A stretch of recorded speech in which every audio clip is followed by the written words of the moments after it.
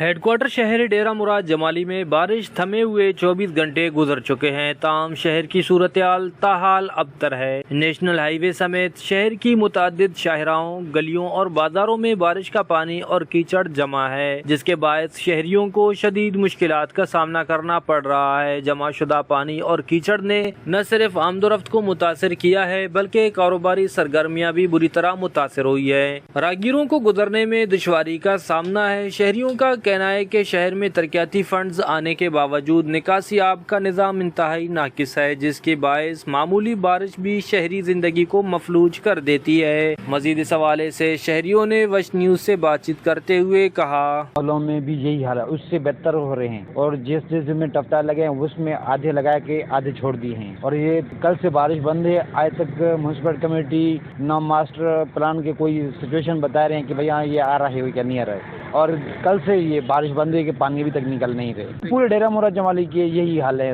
ہماری اپیل یہ ہے کہ ڈیرہ مراد جمالی یہ ڈویژن ہے، اس کے ڈویژن کے کچھ تو آپ صاف ستھرا رکھا جائے تاکہ ہمارا نام روشن ہو۔ شہریوں نے حکومت بلوچستان اور ضلعی انتظامیہ سے مطالبہ کیا کہ شہر میں فوری طور پر نکاسی آب کے مؤثر انتظامات کیے جائیں، نیشنل ہائی وے اور اہم شاہراہوں سے پانی کی نکاسی کو یقینی بنایا جائے، مستقبل میں ایسی صورتحال سے بچنے کے لیے جامع منصوبہ بندی کی جائے۔ کیمرہ مین معشوق رند کے ساتھ ریاض بلوچ، وش نیوز، نصیر آباد۔